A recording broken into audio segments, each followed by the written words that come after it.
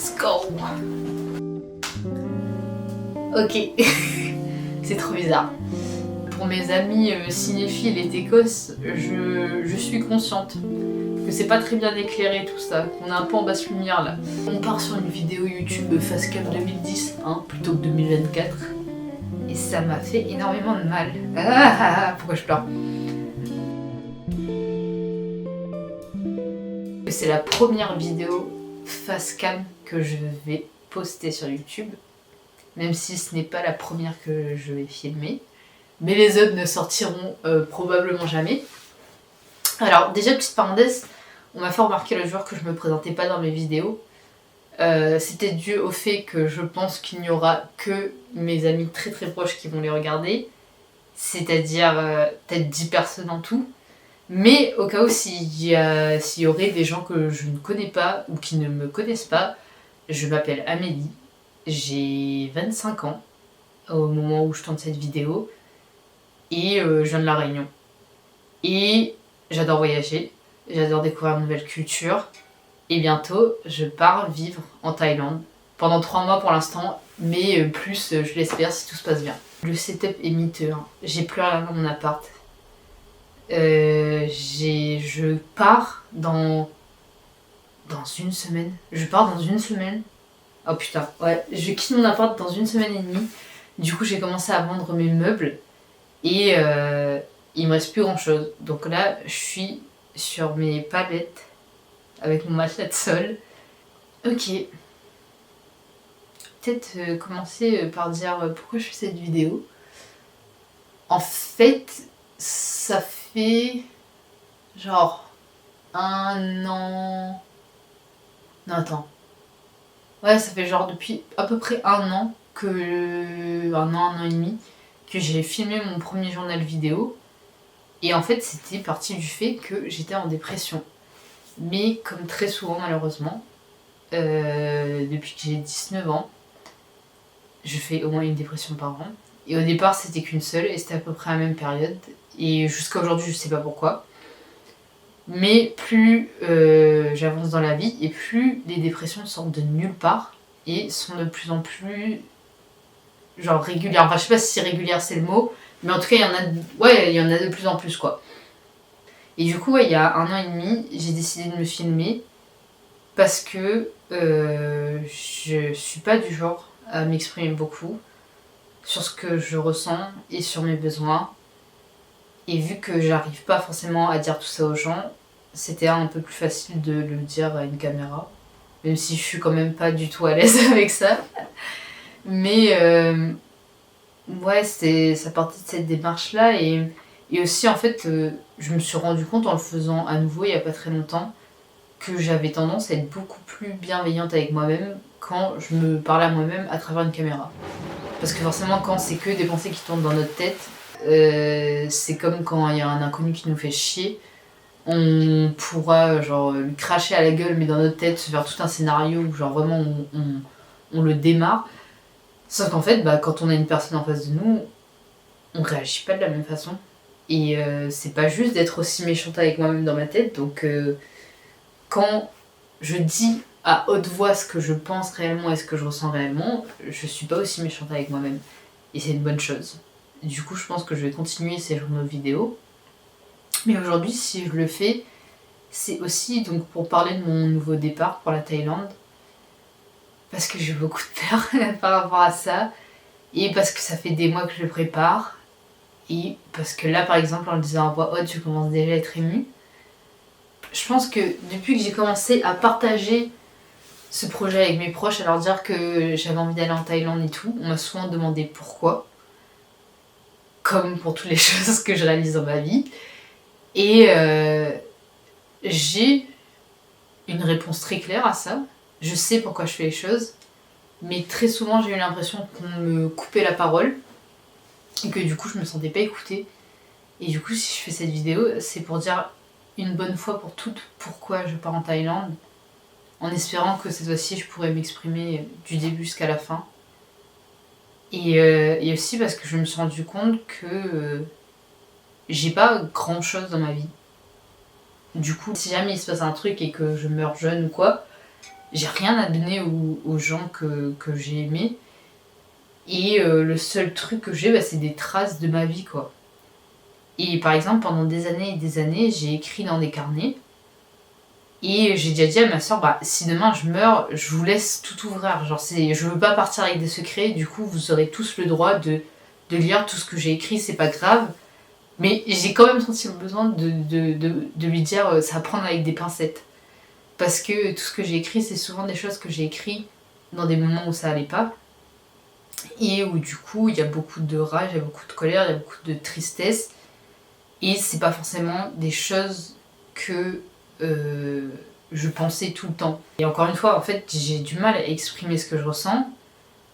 Et du coup, je me suis rendu compte que si je mourais demain, ça serait bizarre parce que si quelqu'un ouvrait tous les carnets dans lesquels j'avais écrit, je pense qu'il sentirait une distance en mode genre, on n'a jamais su ça de son vivant. Enfin, elle m'a jamais dit qu'elle ressentait ça à tel moment. Et j'ai pas non plus envie que ça soit comme ça. Mais pour l'instant, je suis toujours pas capable de me confier totalement aux gens que j'aime. Du coup, là, je le fais face à une caméra. Et ça me fait très peur parce que je vais le mettre sur YouTube et que je sais que forcément, il y aura des proches qui le verront. Mais ouais, mais en même temps, j'ai pas envie de tout garder pour moi de mon vivant. Donc c'est un premier pas vers ça. Du coup, ouais, pour revenir sur la Thaïlande et pourquoi je pars, en fait, je crois que j'en ai marre, sincèrement, de me répéter. Mais j'espère que là, ce sera vraiment la dernière fois que je le dirai à haute voix. Et qu'à partir de ce moment-là, je me sentirai juste en paix avec le fait que certaines personnes comprendront pas. Et c'est pas grave, du moment que moi, je sais pourquoi je le fais. Et je l'ai toujours su. Et du coup, en fait, ça fait depuis mai 2024 que j'ai commencé à en parler autour de moi, à dire aux gens que j'avais envie de partir en Thaïlande. Mais en fait, ça fait depuis peut-être janvier 2024 que je ressens à nouveau le besoin de voyager. Et il faut savoir que j'ai beaucoup voyagé depuis mes 19 ans. Et que c'est toujours quelque chose qui m'a fait rêver, mais pas juste voyager en tant que touriste, mais vraiment prendre le temps de voyager, de s'installer à des endroits, dans d'autres pays, et de découvrir la culture d'un autre pays, d'une autre civilisation, et et de comprendre tout ce que ça représente pour eux, comment ça influe leur manière de penser, et de m'ouvrir à d'autres choses du coup. J'ai déjà vécu à Barcelone, à Madrid, à Dublin, à Paris pendant quelques mois chez ma sœur aussi. Et en fait, je pense qu'avant, ça posait pas tant de problèmes aux gens autour de moi, le fait que je voyage, parce qu'il y avait un cadre, il y avait une structure, et c'était pas moi qui organisais les voyages, même si c'était moi qui prenais l'initiative de partir. La première fois que j'ai vécu à l'étranger, c'était pour un stage à Barcelone. Donc je partais 3 mois, mais il y avait un cadre autour et c'était pour des études, pour un stage, pour les études et tout. Et sauf que après ça, j'ai arrêté les études. Non, mais en fait, vraiment, c'est la deuxième fois que je faisais un stage. Et pour le coup, genre, ça m'a ouvert les yeux sur plein de choses. Et je me suis rendu compte qu'en fait, j'ai toujours été bonne à l'école. C'est un des seuls compliments qu'on m'a fait dans ma vie. Et du coup, je me suis accrochée à ça tant que je pouvais. Parce que c'était un peu le seul truc qui me donnait de la valeur aux yeux des autres. Mais sauf qu'en fait, j'aime pas ça. J'adore apprendre. Je suis hyper curieuse. Mais j'aime la pratique, quoi. Je déteste la théorie. Pour moi, il n'y a rien de mieux que l'expérience pour apprendre. Et du coup, mon stage, ça m'a ouvert les yeux là-dessus. Et je me suis rendu compte que, pareil, en fait, j'adorais travailler. Et j'aimais pas passer mes journées enfermée dans une salle à écouter des personnes prétendre avoir un savoir absolu, une science infuse ou je ne sais quoi. Et ouais, et du coup, après, il y a eu le Covid, il y a eu plein de choses. Enfin bref, là, je répète un peu pour les gens qui ne me connaissent pas, mais je pense que je vais pas raconter toute ma vie à nouveau quand même. Tout ça pour dire que j'ai arrêté les études une première fois. Il s'est passé d'autres choses dans ma vie entre temps. J'ai décidé de reprendre les études. Et ça, pour le coup, parce qu'on a tendance à me reprocher de partir sur des coups de tête. Le plus gros coup de tête de ma vie, ça a été de reprendre des études. Parce que c'était sorti de nulle part, c'était absolument pas dans mes plans. En fait, j'avais accepté de reprendre des études à Madrid, sauf que j'avais pas les moyens de les payer. Donc tous mes plans sont tombés à l'eau, et alors que j'avais trouvé vraiment des études qui m'intéressaient, mais à 100%, c'était tout ce que je voulais faire dans la vie. Et un peu par hasard, après des mois de dépression et des mois à juste vraiment être perdue, et pas savoir où ma vie me menait, et pas savoir quelle décision prendre surtout, je suis tombée sur une pub Instagram pour une école à Rennes, une école de cinéma. Et du jour au lendemain, j'ai dit ok, je vais passer le concours, ok. Et je m'en suis rendu compte l'autre soir. Où en fait, tous mes voyages, c'était pas juste des envies, mais vraiment aussi des besoins et des appels, j'ai l'impression, vers d'autres pays. Et c'était quelque chose de quand même assez réfléchi, parce que je suis une personne ultra anxieuse. Donc même si on a tendance à me demander à chaque fois que je prends une décision, t'es sûre? Alors oui, je suis sûre. Parce que je fais vraiment tous les scénarios dans ma tête. Donc au bout d'un moment, quand j'arrive à prendre une décision, vous pouvez être sûr que je suis sûre. Mais encore une fois, c'est un peu un cadre rassurant où ouais, tout le monde se dit bah cool, au moins elle a repris les études, elle aura un diplôme, elle pourra trouver un boulot après avec ça. Mais bon bref, on n'est pas là pour parler tant que ça des études, mais plus parler du jugement et des avis que j'ai eus sur ma décision de partir en Thaïlande. Et ça m'a fait énormément de mal. Pourquoi je pleure? En fait, je sais pas. J'ai toujours eu l'habitude de travailler dans l'ombre, de construire mes projets dans l'ombre, parce que justement, je me sentais pas soutenue. Et du coup, je m'étais dit, bah, c'est mieux de faire comme ça. Comme ça, même si on ne me soutient pas, on ne pourra pas non plus me descendre. Vu que personne sera au courant de rien, et à la dernière minute, quand tout est déjà fait, que tout est déjà prêt, je dis, bah voilà, il va se passer ça maintenant, ma décision est prise depuis longtemps, et on peut plus m'en empêcher. Sauf qu'en fait, à Rennes, je me suis faite des amis en or, mais genre vraiment, vraiment en or. Et ça m'a redonné énormément confiance en moi. Il faut que j'articule, même si je pleure par pitié. Ça m'a redonné énormément confiance en moi. Et genre, pour la deuxième fois de ma vie peut-être, je me suis vraiment sentie aimée de manière inconditionnelle. Et du coup, je sais pas, genre... Ah j'ai commencé à surfer une espèce de vague où j'ai repris foi en l'humain. Genre, je sais pas, je me suis toujours sentie à part. Comme si je trouvais pas ma place ou quoi. Et là, grâce à mes amis de Rennes, genre, j'ai repris foi en l'humain et du coup, bah, dans cet élan-là, je me suis dit, ok, maintenant je crois que je suis vraiment prête à partager ma vie avec d'autres personnes.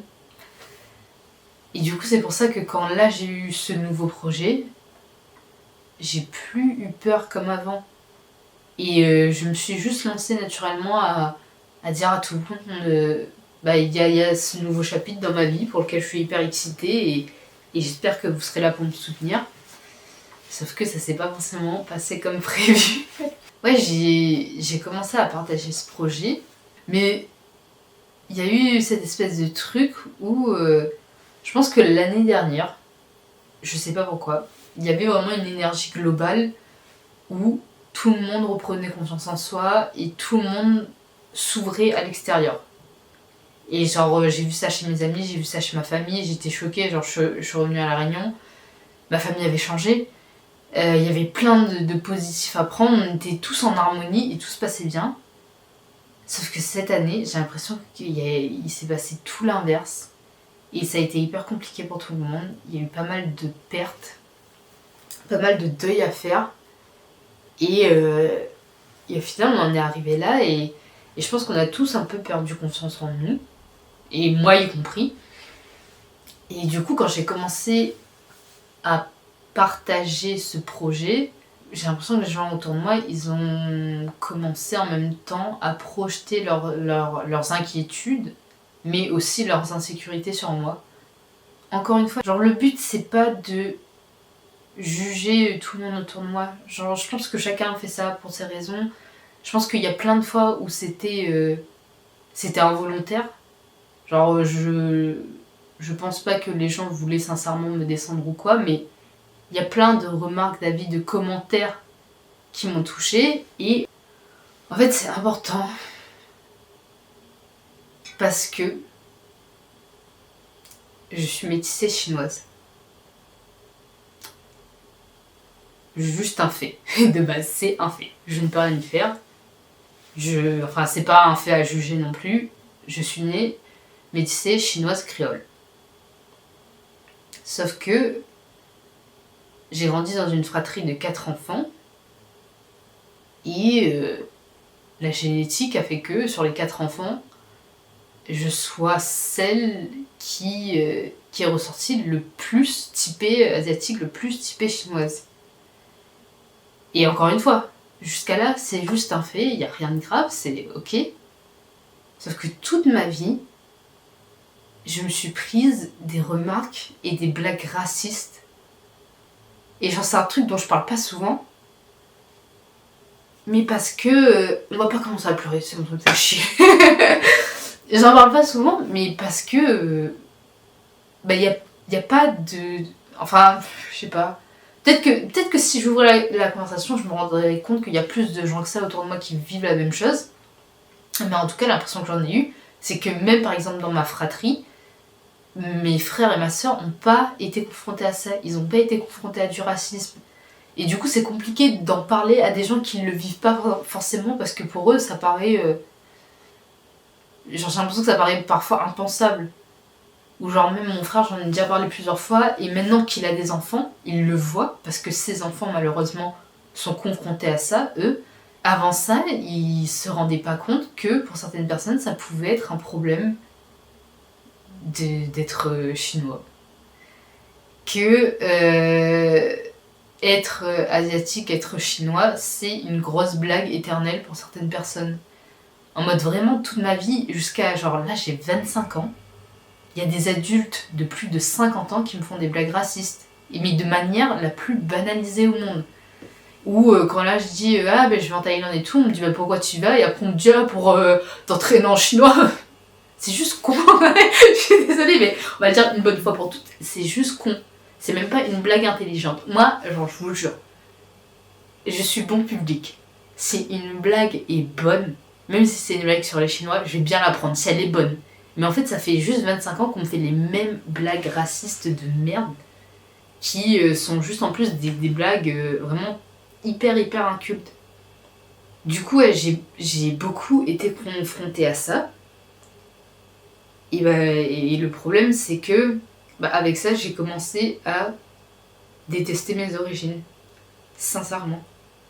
Parce que au bout d'un moment, quand on entend des konnichiwa toute la journée, des blagues racistes, des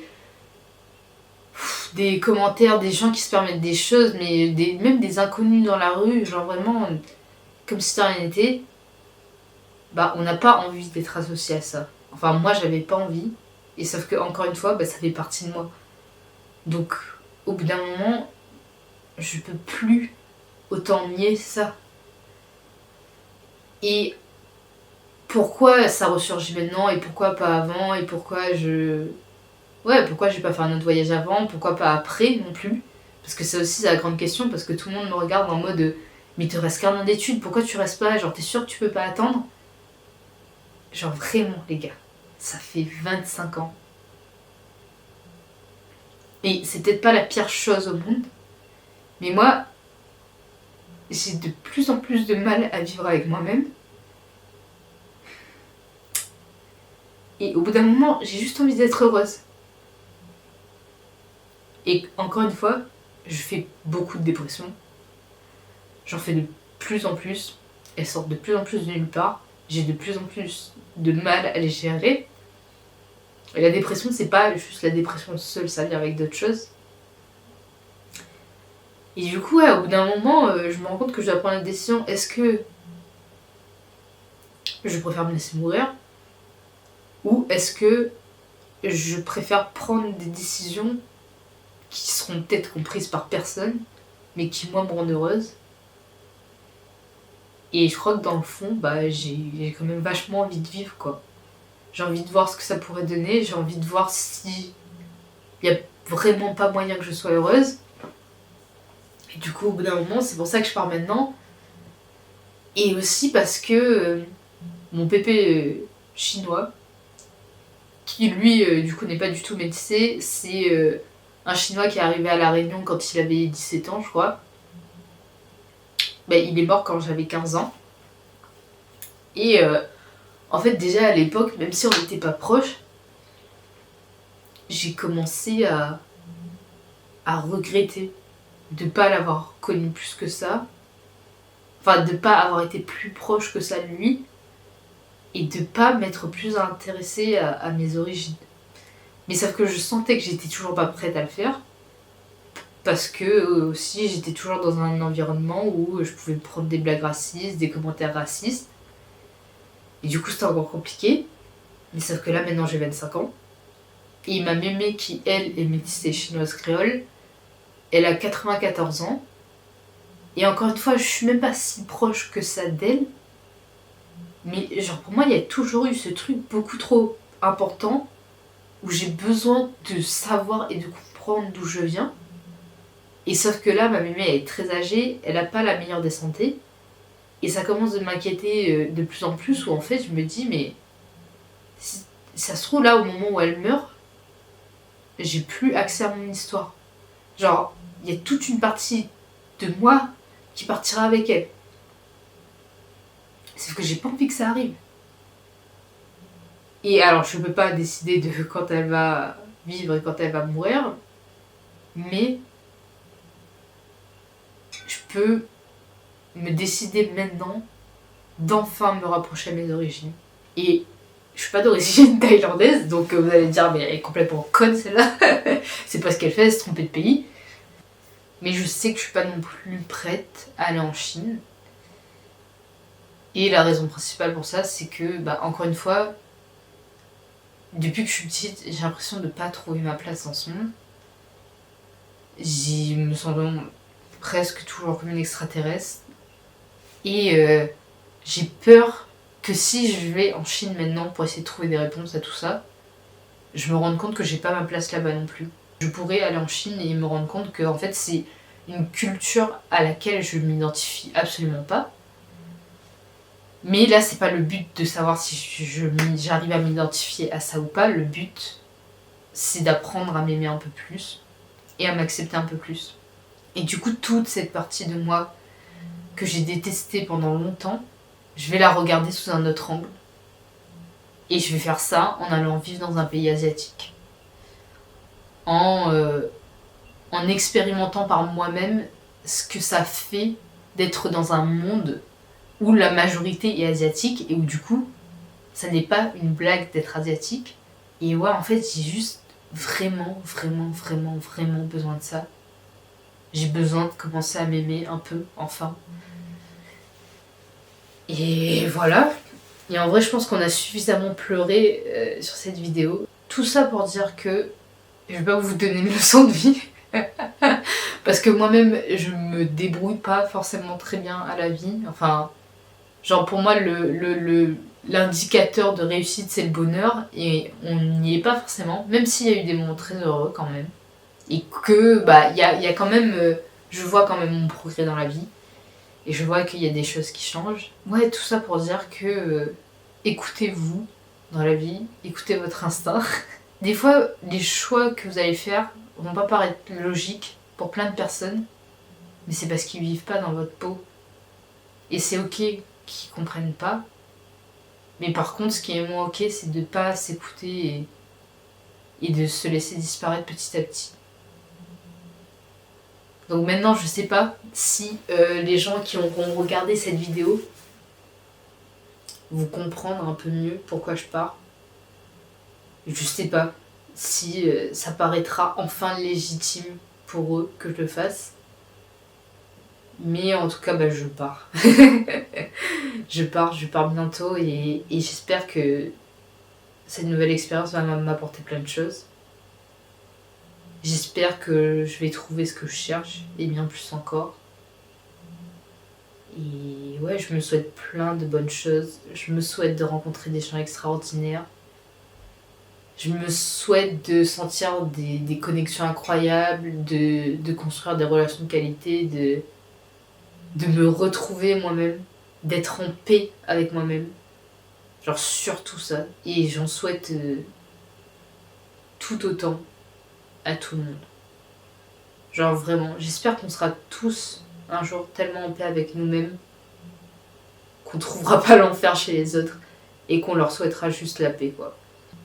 Je sais pas s'il y a d'autres gens qui sont en plein dilemme de vie.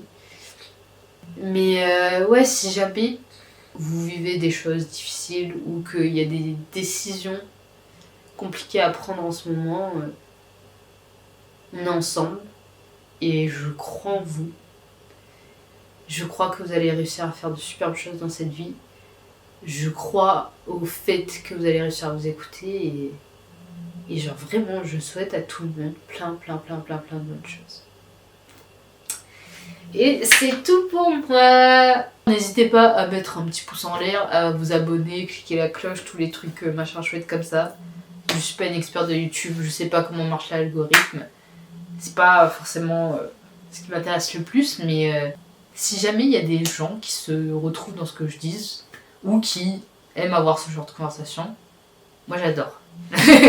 J'adore avoir des conversations profondes avec les gens, donc si jamais vous êtes là pour ça, ou si jamais vous êtes là pour rigoler aussi, il y aura sûrement beaucoup de ça sur ma chaîne YouTube.